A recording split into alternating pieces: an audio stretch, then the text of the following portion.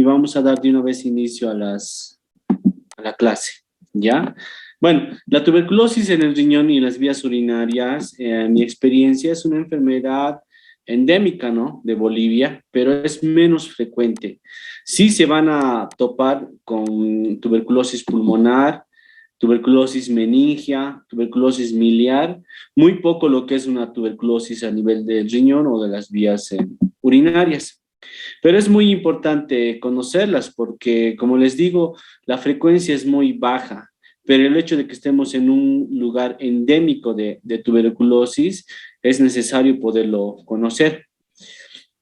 Esta patología de la tuberculosis es característica en adultos y se ha evidenciado como un foco de reactivación, ¿no? Como ustedes saben, por la fisiopatología de la tuberculosis, tiene que haber una primoinfección. Y después de esa primoinfección, tras un evento de inmunodepresión, tiene que haber una reactivación. Entonces, la tuberculosis renal no es más que una reactivación de una tuberculosis, ¿no?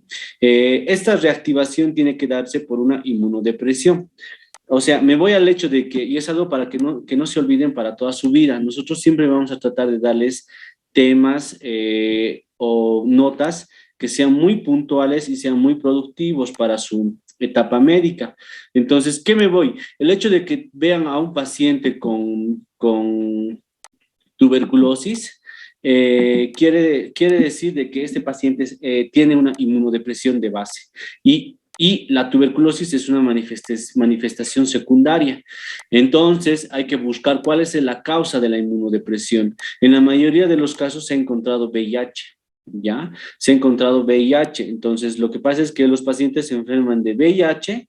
Esta infección de VIH genera una inmunodepresión, de ahí se vuelve SIDA. Y una vez que el paciente está en etapa SIDA, está inmunodeprimido y se reactivan las enfermedades. Entonces, ese detalle es para que no se olviden, ¿no? Si encuentran un paciente con tuberculosis, no es que sea patognomónico de VIH o SIDA, pero puede ser una manifestación de su inmunodepresión. O puede tratarse de un paciente diabético, o puede tratarse de un paciente con corticoides. Entonces, tiene que haber una inmunodepresión para que se produzca la reactivación de tuberculosis, sobre todo pulmonar. Y en el caso renal, que se va a ver muy poco, es importante también tomar en cuenta ese detalle, ¿no? De que la tuberculosis está haciendo como una manifestación. Como les decía acá, está asociado a procesos inmunodepresores, entonces no se olviden, la finalidad de la nefrología es ahondar en la parte clínica.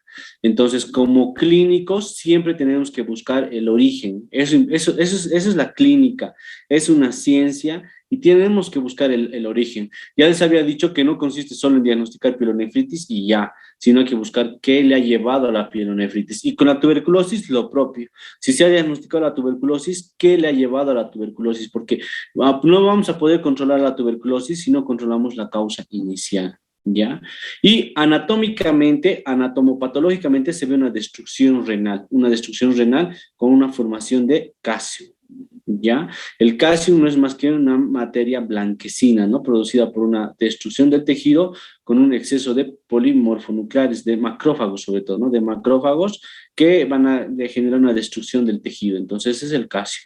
Y también va a haber lesiones ureterales como estenosis, ¿no? Y estas estenosis van a predisponer a pielonefritis crónicas.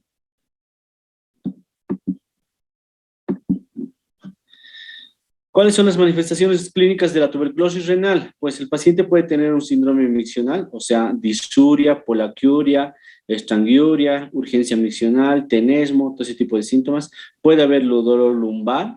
Eso es inespecífico, ¿no? Puede tratarse de una infección urinaria, puede tratarse de un cólico nefrítico y en última instancia podría tratarse de una tuberculosis renal, ¿no? Entonces, siempre tienen que hacer el análisis de un paciente por frecuencia.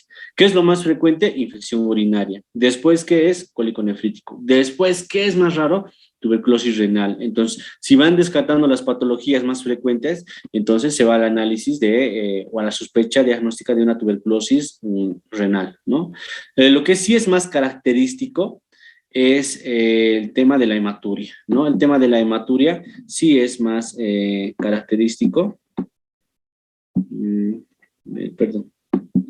Entonces, la hematuria ya puede ser más cara. La hematuria sí podemos encontrar en el cólico nefrítico, pero es raro. Sí podemos encontrar en la infección urinaria, que es más raro, pero es más característico de una tuberculosis renal. Y algo más característico es el síndrome constitucional, que consiste en una pérdida de peso, en una astenia, en una dinamia, en una anorexia. Puede ser que el paciente ya tenga una belleza tísica. ¿Qué quiere decir? ¿No? Que las pestañas sean grandes, que los pómulos sean bastante pronunciados, que esté demasiado desnutrido. Entonces, si tu paciente tiene más esta clínica, pues yo sospecharía más en una tuberculosis renal, no tanto en un cólico nefrítico, no tanto en una infección urinaria. Pero si el paciente solo me viene con esta clínica, pues como ya lo había mencionado, o sea, tienen que ir correlacionando. Pero el síndrome constitucional es patognomónico de una enfermedad crónica. Entonces, ¿qué es la tuberculosis? Es una enfermedad crónica, ¿no?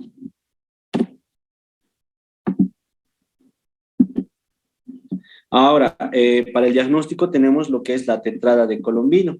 Esta tetrada de Colombino se va a ver mediante un examen de orina.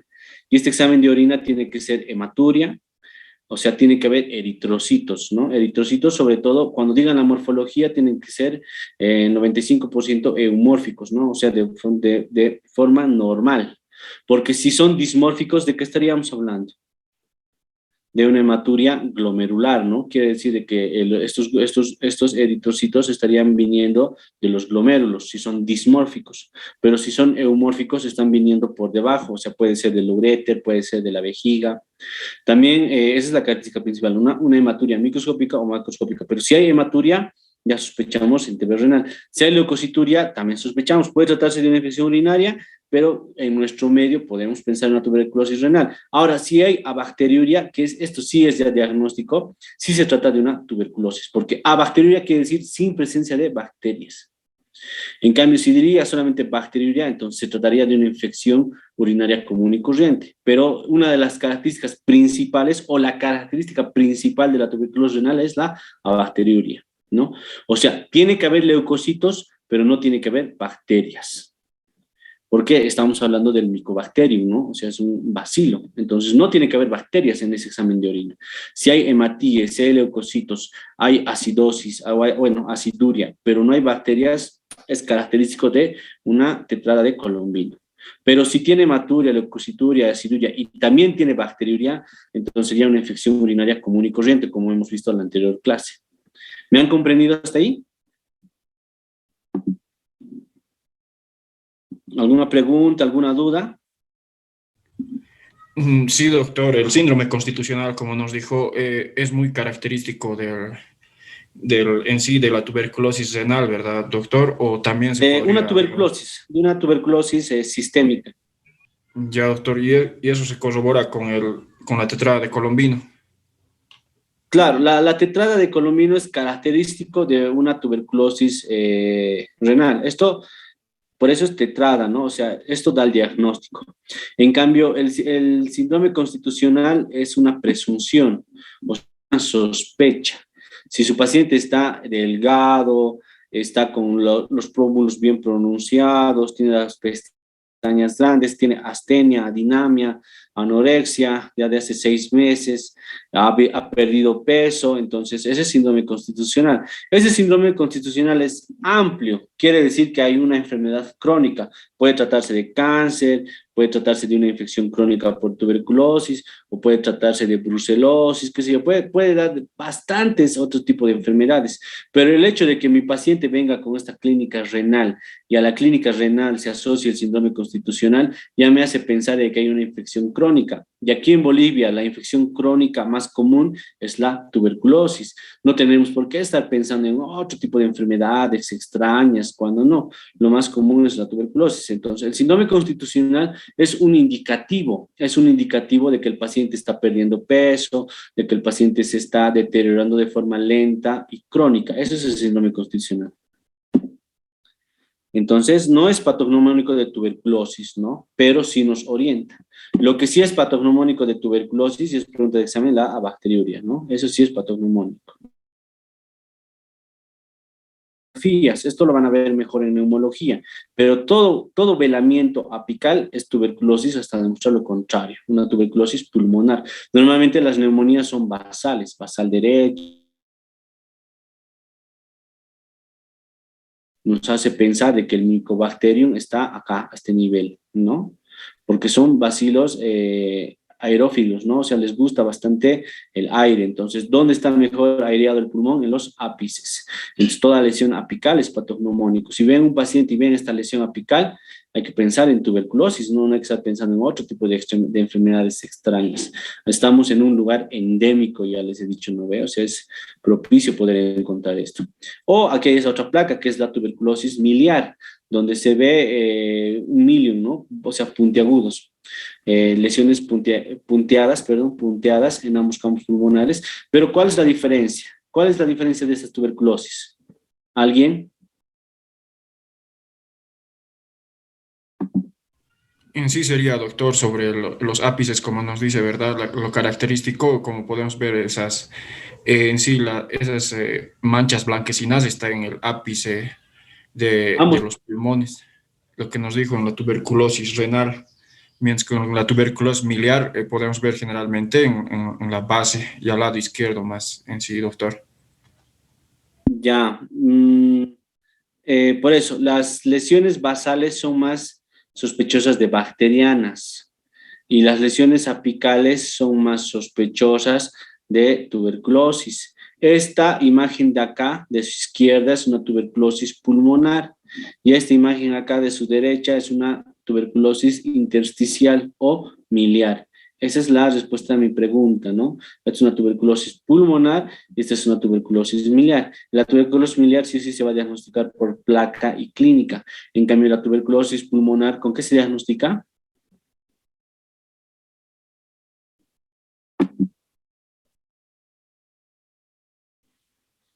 A ver, a Verónica. Verónica, solamente está tu nombre, no está tu apellido. La verdad, no sé si no te encuentras en la lista o si hay alguna duda, se te va a colocar como falta. Tienen que poner sus nombres completos.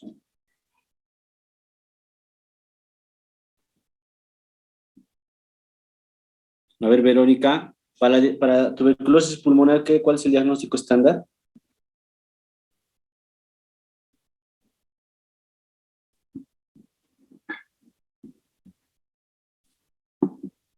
Es por eso muy importante que prendan sus cámaras. Bueno, nosotros ya me estoy dando cuenta quiénes ponen atención y quiénes no. Una gran mayoría lo tiene las cámaras apagadas. Bueno, esto es el tema de la universidad, ¿no? Ya no es escuela, ya es autoformación. Y prácticamente la formación depende de ustedes, ¿no? En otras palabras, ustedes van a escoger el tipo de profesionales que quieren ser. Ya, entonces para el diagnóstico de ATV renal es muy importante hacer el cultivo de orina, un cultivo de orina para ver el desarrollo de micobacterias. Ese es el diagnóstico bacteriológico. Aquí ya este es un diagnóstico ya evidenciado, es un diagnóstico totalmente científico, ¿no? El cultivo, donde se ven las colonias y no hay como negar de que existe, esto se hace en la orina, es un cultivo de orina. Se puede hacer las decisiones de Ziel-Nielsen, pero cada vez están más en desuso. En el caso de que haya lesión estructural, se puede hacer una biopsia renal y mandar a patología. Y anatomía patológica, si nos determina que existe casión, pues es patognomónico igual de tuberculosis. O podemos hacer una pielotaje, que también nos va a evidenciar si existe un daño estructural sin necesidad de uso de contrastes. Entonces, si ya el riñón está dañado y queremos estudiarlo, obviamente hay que hacerlo sin contraste y pedimos una pielotaje. Y si en esa pielotaje vemos lesiones a nivel de la corteza renal, vemos que el paciente tiene la tetada de Colombino, vemos que el paciente tiene un síndrome constitucional, pues no hay más que decir, es una tuberculosis renal. En cuanto al diagnóstico, bueno, es el diagnóstico que ya conocen, que es el esquema nacional y mundial de la tuberculosis, ¿no? Esto va a estar en sus diapositivas, nosotros le vamos a enviar las diapositivas. En el caso de que haya obstrucción ureteral, ahí el manejo es quirúrgico, ¿no? Se puede hacer la colocación de un catéter doble J, se puede hacer una ureterostomía, pero eso es más un tema de urología, no es un tema de nefrología, pero la idea es llegar al diagnóstico. Ustedes tienen que tener la capacidad de llegar al diagnóstico, ¿ya? Ese es el tema de tuberculosis en el riñón, que es un tema bastante cortito. Ahora, el tema que vamos a ver es el tema de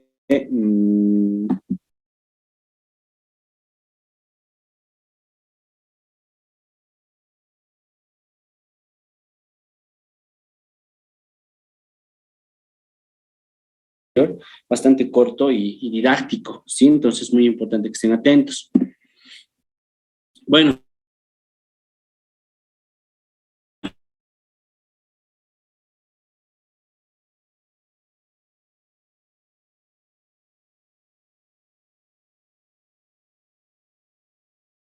bien, a nosotros lo que nos interesa es el tema renal. Por el tema renal va a tener un aumento del tamaño, va a crecer un poco más su riñón, va a haber una nefromegalia, va a aumentar de 1 a 1.5, ¿no? Va a crecer el riñón por el hecho del embarazo. Esto va a generar a un aumento del funcionamiento renal, va a generar un 30% va a aumentar y por ende va a incrementar más la vasculatura y va a haber mayor volumen a nivel de lo que es el intersticio renal, ¿no? Ahora, en referencia a lo que es la parte de la histología, no hay muchos cambios.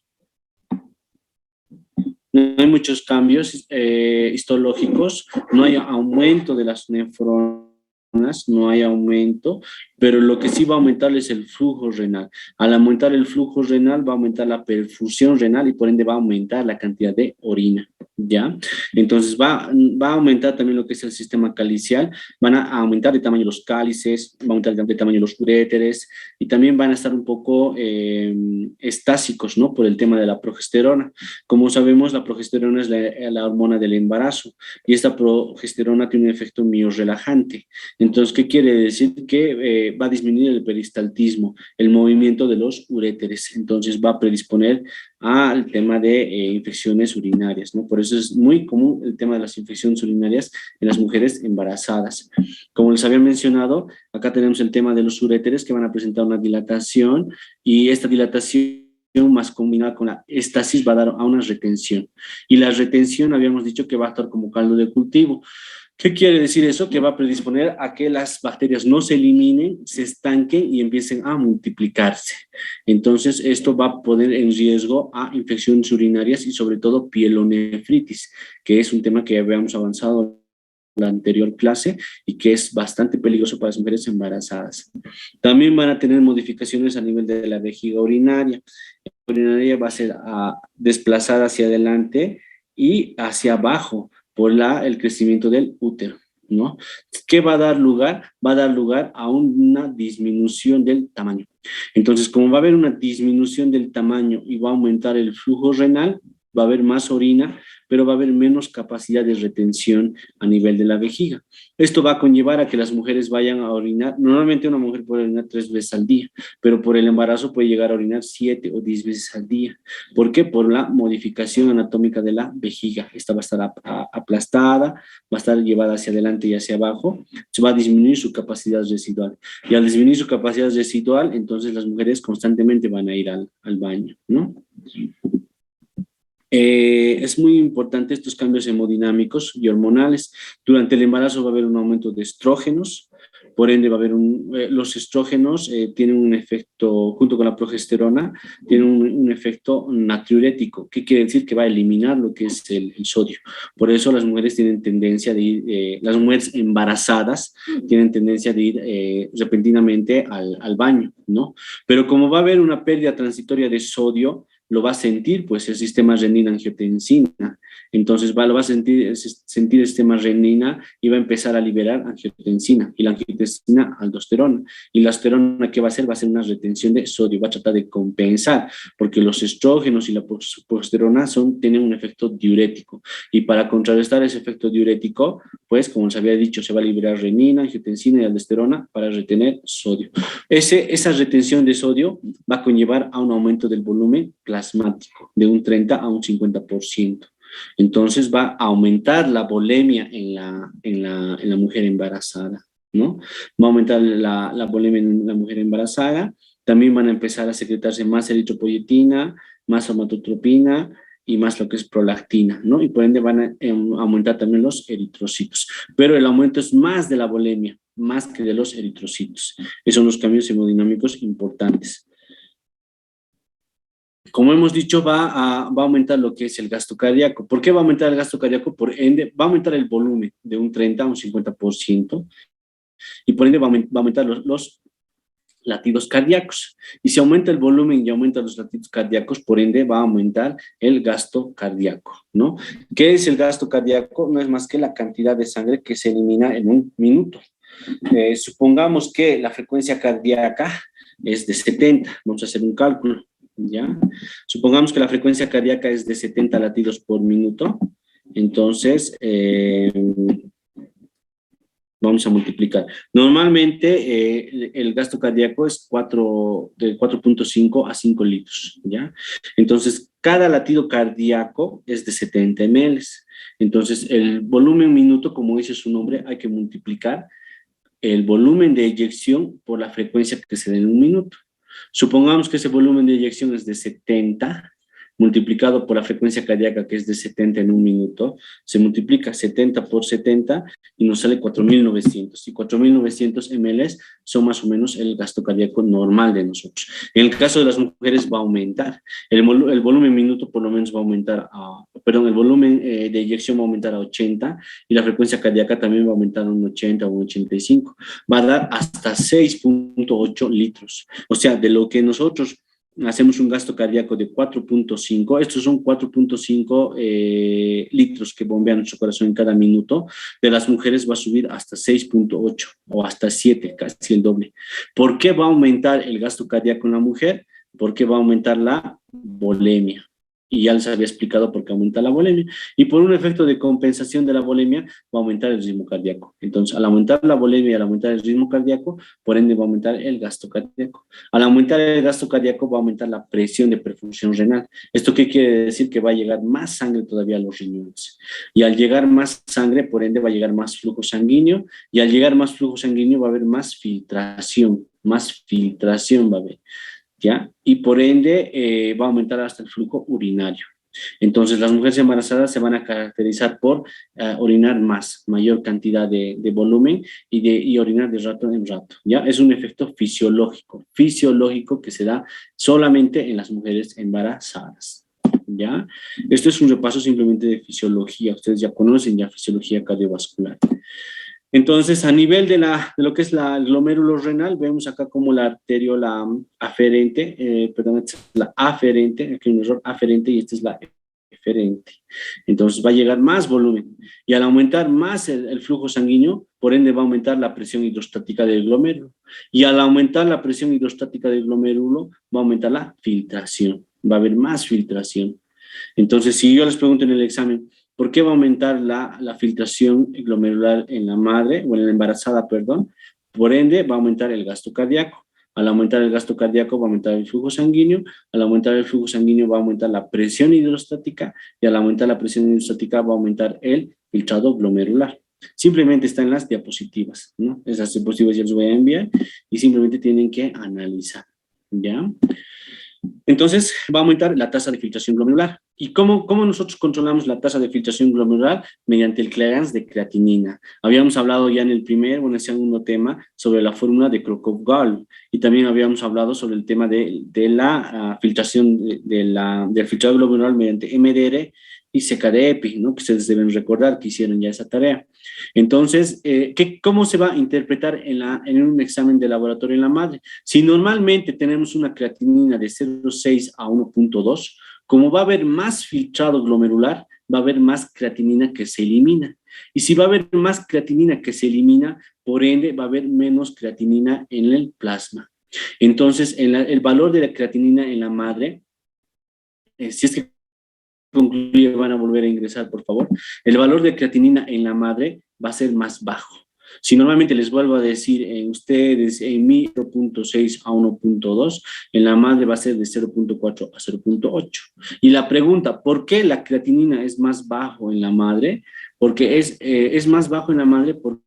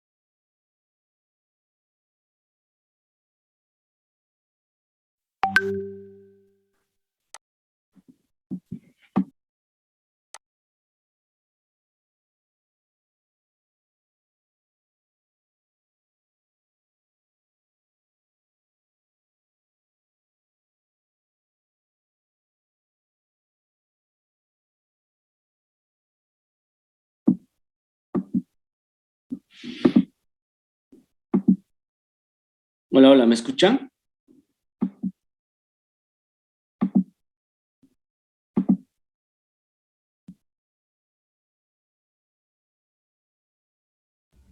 Sí, doctor, se le escucha bien. Ya, van a disculpar, hubo un corte en mi internet. ¿Me comprenden, verdad, por qué va a desembarse la creatinina más bajo en la mujer embarazada?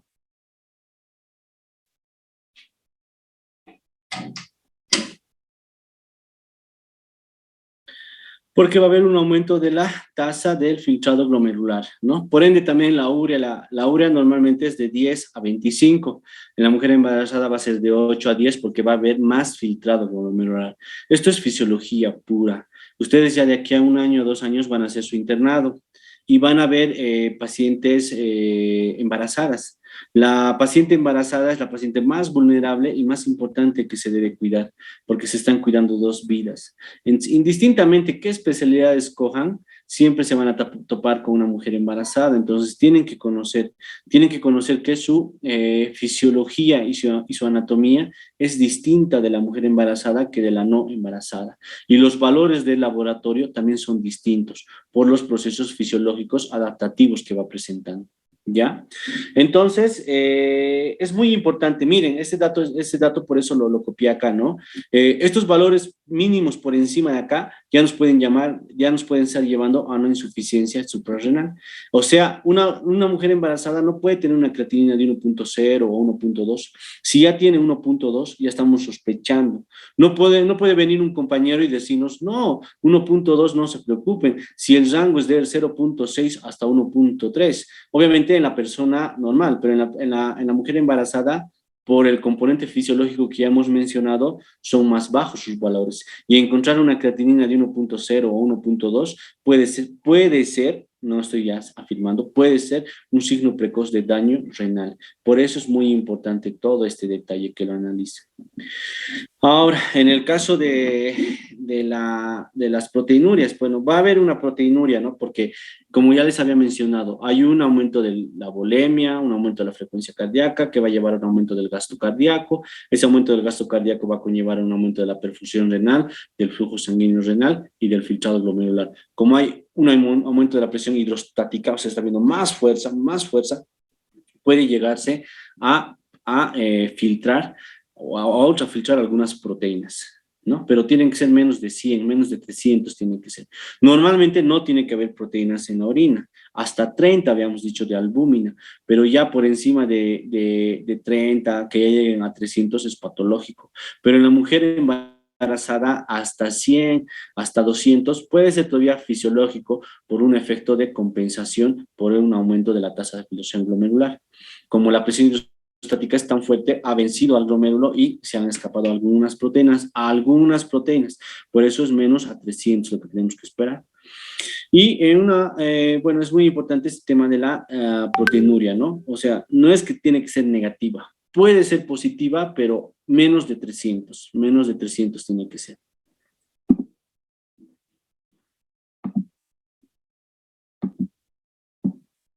Ahora, hay también modificaciones metabólicas, ¿no? En un examen de orina se puede encontrar también lo que es glucosuria.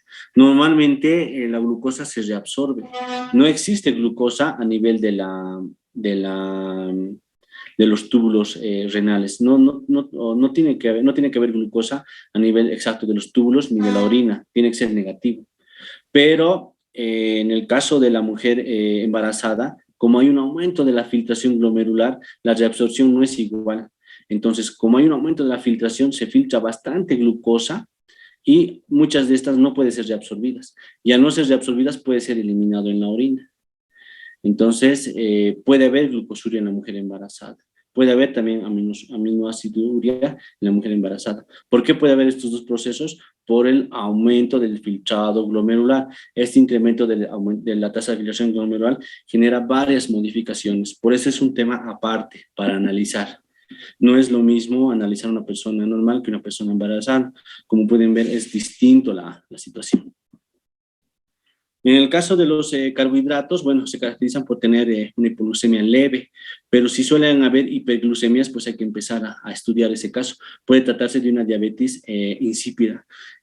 Durante el embarazo se produce gran cantidad de lactógeno, que es una hormona que puede generar resistencia a la insulina, y si hay resistencia a la insulina, por ende puede haber hiperglucemia, ¿no? Entonces puede encontrarse casos de diabetes insípida. Ustedes como estudiantes de medicina están en la obligación de hacer un examen prolijo a la mujer embarazada. ¿En qué consiste un examen prolijo? Hacerle un buen examen de orina, hacer un examen de sangre y analizar que sus parámetros de laboratorio no estén alterados. ¿Qué modificaciones fisiológicas hematológicas podemos encontrar? Va a haber una dilución, porque ya les he dicho que va a haber un aumento de la volemia. Este aumento de la volemia va a generar una disminución, va a haber una anemia, pero no es que sea una anemia hemolítica, no es que la paciente pierda sangre, sino va a ser una anemia fisiológica, va a ser una anemia dilucional. Como hay más volemia y menos, como hay más volumen y menos soluto, entonces por eso se va a diluir, es una anemia fisiológica.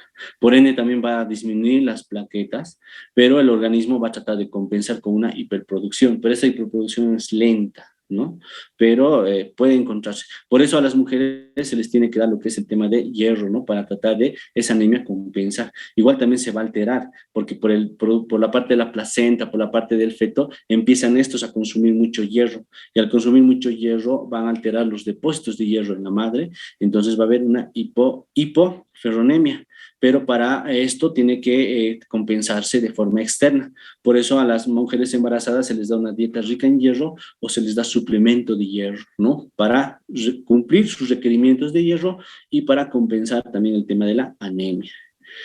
Y hay un detalle muy importante, puede haber un estado de hipercoagulabilidad en la madre. Esto porque los factores de coagulación están aumentados y la fibrinólisis está disminuida. Entonces, como dice acá, hay más riesgo de trombosis venosa. No sé si han visto en algunas pacientes o en alguna familiar, suelen tener un poco de varices, congestión venosa suelen tener, y esto por el tema de de la hipercoagulidad. Hay más riesgo de trombosis en la mujer embarazada, ¿ya? ¿Qué modificaciones hay?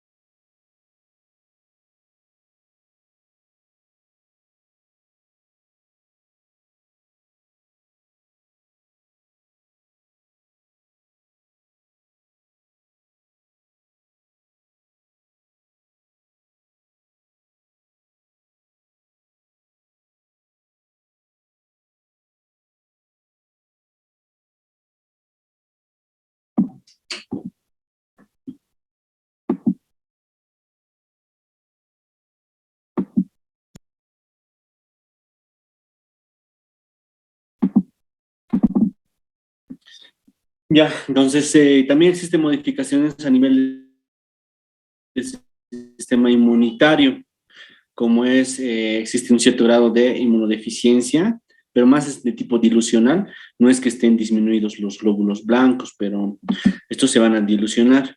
Y también va a haber una reducción de los linfocitos T. Esto va a permitir a que se implante el óvulo fecundado, el huevo cigoto, y este no sea destruido por los linfocitos. Entonces, es un proceso natural de leve inmunodepresión. Es una inmunodepresión leve, como se había dicho, fisiológica. No es severa, no tendría por qué preocupar. Pero obviamente esto puede desencadenar otro tipo de enfermedades. Ahora, en el caso de las enfermedades, la infección urinaria, que es la enfermedad más común de de la embarazada suele ser asintomática en el 30 al 40%. Ojo que las asintomáticas sí se tratan. Normalmente una infección asintomática en una compañera, en una paciente no embarazada, pues se puede tornar expectante. O sea, podemos tornar expectante, no es necesario dar tratamiento. Pero en el caso de una mujer embarazada sí se da tratamiento, porque rápidamente la infección de que es asintomática puede progresar asintomática, puede hacer una pielonefritis, puede desencadenar un aborto o puede desencadenar un parto prematuro. Y esto les puede conllevar a problemas médico-legales. Entonces, no solo por el hecho de no tener problemas médico-legales, sino por el hecho de ética y el hecho del respeto al juramento hipocrático y de cuidar a sus pacientes, la enfermedad asintomática en la mujer embarazada sí se trata, ¿ya? Como les decía acá, el 75% de las pielonefritis agudas tienen su inicio de una bacteria asintomática. Por eso es muy importante que a una mujer embarazada se le haga un examen de orina. Ella puede decirte que está asintomática, que está estable, que no tiene ninguna molestia, pero dentro del protocolo del cuidado materno fetal en la mujer embarazada, hay que hacerle un examen de orina. Y si el examen de orina nos da 15 leucocitos, 30 leucocitos, entonces estamos frente a un examen, a una infección urinaria asintomática, entonces hay que tratarle. Como les había dicho, por el tema de la progesterona, la dilatación, va a existir una éstasis. Y esta éstasis y dilatación del sistema pielocalicial va a llevar pues a retención de orina, va a llevar a la formación de caldos de cultivo y por ende al desarrollo de infecciones. Aparte de que el pH urinario de lo que normalmente es ácido se puede hacer alcalino, entonces esto va a conllevar a más desarrollo de gérmenes. Y peor aún, puede haber glucosuria. Ya les había explicado que la glucosuria es un proceso fisiológico en el caso de la mujer embarazada. Esto porque la reabsorción no es igual a la filtración. Existe una hiperfiltración en la mujer embarazada y la reabsorción no la puede equiparar. Entonces, como la reabsorción no la puede equiparar, se hace vencer y existe pues bastante glucosas a nivel de la orina. El tratamiento ya lo hemos visto, amoxicilina más ácido clavulánico en el de tratamiento oral, o si es pielonefritis y requiere internación, habíamos hablado de ceftriaxona o amoxicilina más sulbactam, ¿no? Eso está en el anterior tema, no lo vi prudente repetir, porque ustedes ya lo conocen. Pero sí hay que mencionar de que las quinolonas y las tetraciclinas están totalmente contraindicadas en la mujer embarazada, ¿no? Sabemos que las quinolonas afectan el catilado de crecimiento en el feto y las tetraciclinas generan depósitos, ¿no? A nivel de lo que son las piezas dentarias, entonces están contraindicados estos dos fármacos en la mujer embarazada, ¿ya? ¿Puede tener la mujer embarazada insuficiencia renal? Sí. En mi área de terapia intensiva y también ustedes como médicos generales o de emergencias que pueden llegar a hacer como experiencia inicial, van a haber muchos abortos, ya sean provocados o espontáneos o acompañados por cuadros infecciosos, pero este aborto va a generar una pérdida de sangre y por ende la pérdida de sangre va a conllevar a alteraciones del flujo renal y por ende va a caer el filtrado. Y si cae el filtrado, pues conlleva una insuficiencia renal. Puede haber desprendimiento de, de placenta, puede haber placenta previa, entonces puede haber distintos tipos de hemorragias que van a conllevar a falla renal. Puede haber una necrosis tubular por el uso de nefrotóxicos, en este caso sobre todo por el uso de contrastes o de alguna otra droga.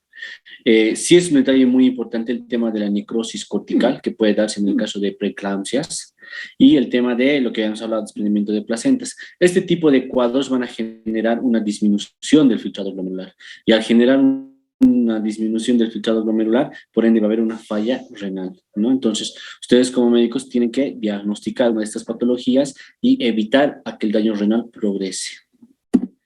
¿En qué consiste el tratamiento? Pues en primera instancia, si la paciente ha perdido sangre, ha perdido, está cursando con una hemorragia o está cursando con una infección, lo importante es evitar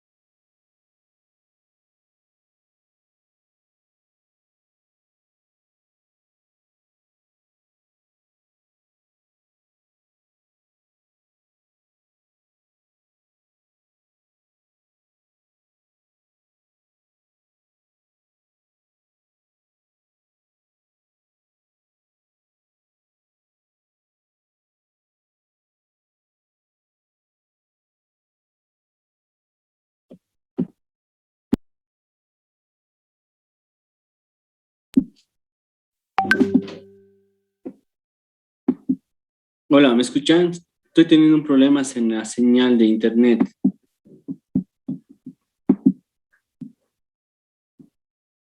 ¿Ahora sí me escuchan? Sí, Ya, ya va a concluir ya. Estoy teniendo problemas en el internet, mana, mil disculpas. Ya, entonces, como habíamos mencionado, hay que tratar la causa que está llevando a la falla renal. Si identificamos que es deshidratación, la tratamos. Si identificamos que es la hemorragia, hay que llevarle obviamente a quirófano. Hay que tratar la causa del aborto, hay que tratar la causa de la ruptura uterina, o si hay desprendimiento prematuro, hay que hacerle una cesárea. Entonces, hay que tratar la causa mediante quirófano y obviamente transfundirle. Si se trata de una infección, pues hay que darle antibióticos. No hay que usar nefrotóxicos, como en este caso son los aminoglucósidos, que sabemos que generan más daño renal. Y si el paciente está con insuficiencia renal, obviamente no se usan nefrotóxicos porque va a deteriorar más la falla renal. En este caso podemos usar amoxicilina, ceftriaxona, pero no usar nefrotóxicos. El principal nefrotóxico es el aminoglucósido, amicacina, gentamicina. Entonces esos medicamentos están totalmente proscritos. Ahora, en el caso de la toxemia gravídica o la preeclampsia, esta está inicialmente generada por alteraciones uterinas, ¿no? Esas alteraciones uterinas se deben a una mala implantación de la placenta en el útero. Y esto va a conllevar a aumento de la resistencia periférica. Va a haber sustancias vasoconstrictoras que van a empezar a generar vasoconstricción en todos los tejidos, en el cerebro, en el riñón, en el corazón, en el hígado, van a generar destrucción de plaquetas. Entonces, esta toxemia gravídica o preeclampsia es una enfermedad sistémica, que principalmente va a dañar órganos diana. ¿Cuáles son los órganos diana? El cerebro, el corazón, el riñón. Entonces, como son órganos que requieren un flujo constante, esta preeclampsia va a alterar el flujo sanguíneo y va a generar daño a nivel de esos tres órganos, ¿no? Entonces va a conllevar a vasoconstricción, a falla renal, por ende va a haber retención hidrosalina, la paciente va a tener edemas en miembros inferiores, puede tener edema facial o puede estar en un estado de anasarca. Por ende, como se ha producido una alteración de la placenta, va a haber una disminución de la vascularización, va a haber mayor vasoconstricción y por ende va a conllevar a una isquemia uteroplacentaria. Esto puede conllevar a una pérdida del feto, ¿no? A un aborto, sobre todo no, a un parto prematuro, a un sufrimiento fetal o hasta un óbito fetal e incluso hasta un fallecimiento de la madre, ¿no? Entonces, este cuadro, le he pegado acá, es la clasificación de la enfermedad hipertensiva del embarazo. Son cuatro principalmente, que es la hipertensión gestacional, la preeclampsia severa y la eclampsia, ¿no? Entonces, estos cuatro es muy importante que lo lleguen a estudiar y a memorizar. Como habíamos hablado, en primera instancia va a haber una hipertensión gestacional.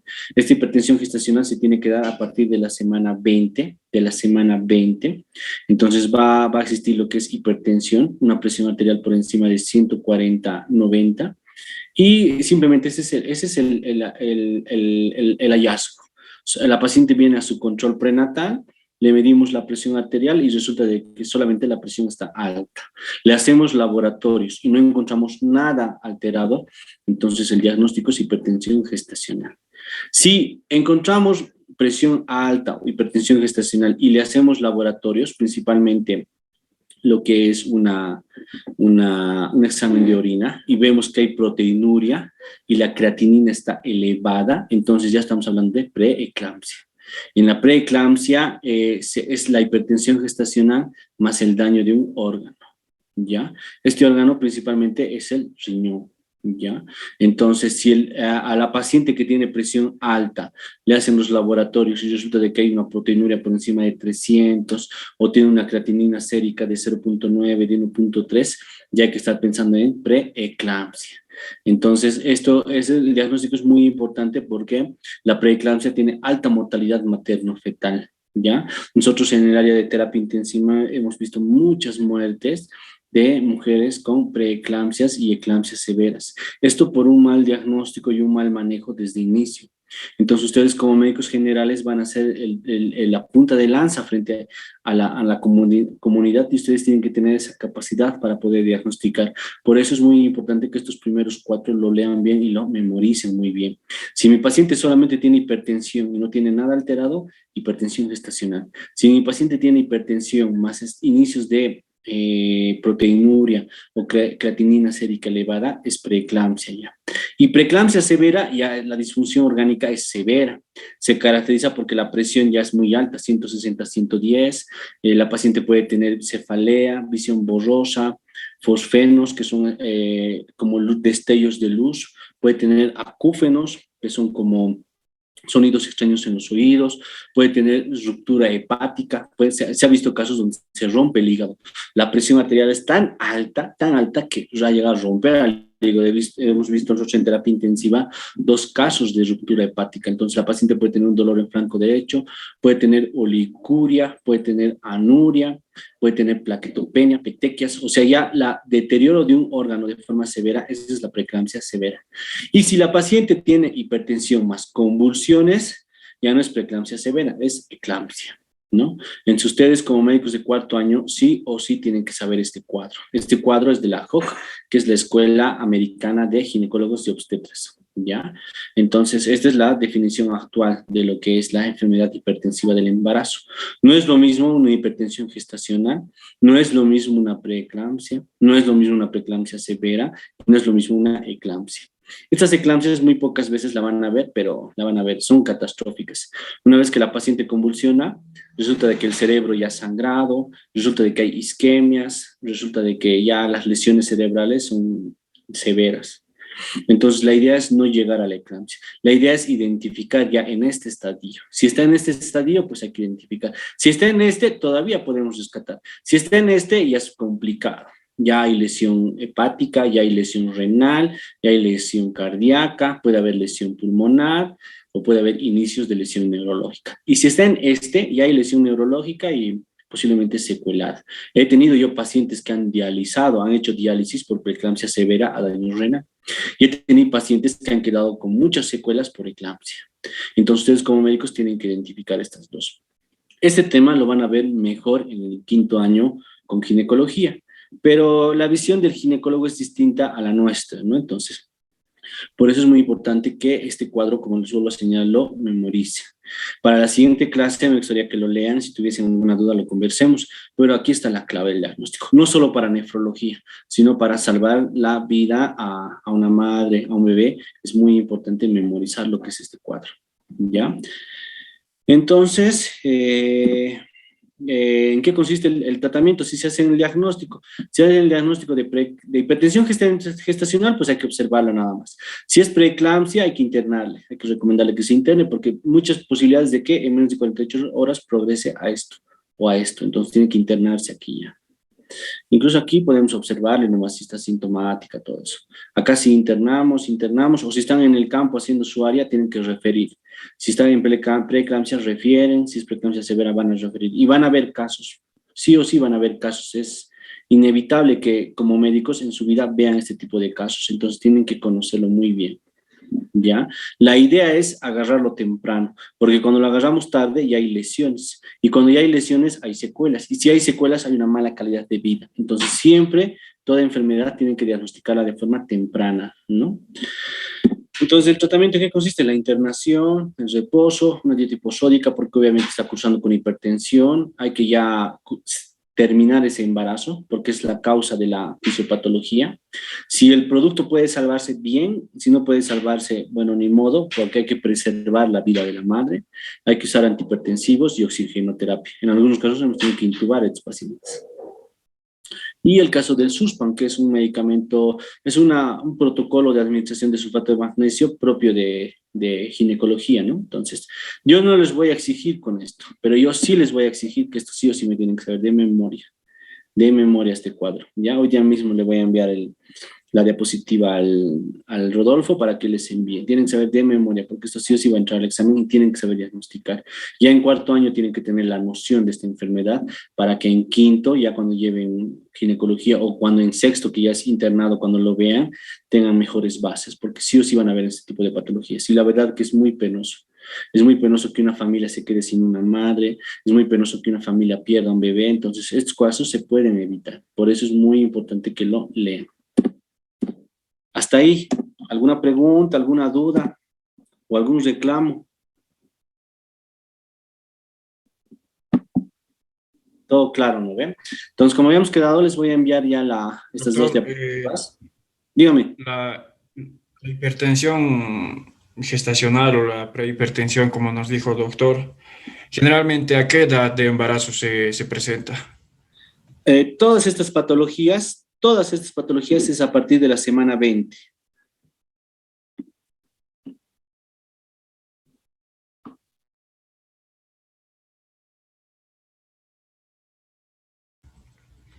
Estaba leyendo, doctor, que había un medicamento que se utiliza para la hipertensión o la hipertensión gestacional, que es la alfa-metildopa. ¿Está recomendable, doctor?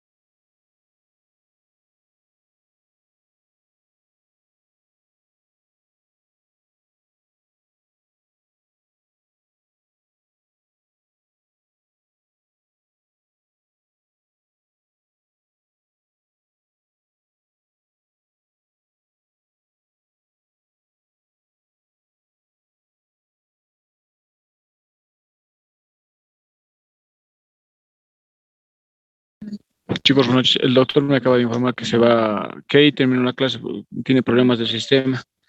Aprovechando ese tiempo que tiene el doctor, chicos, en el transcurso de esta noche me va a salir lo que son las listas para los rotes a partir de la próxima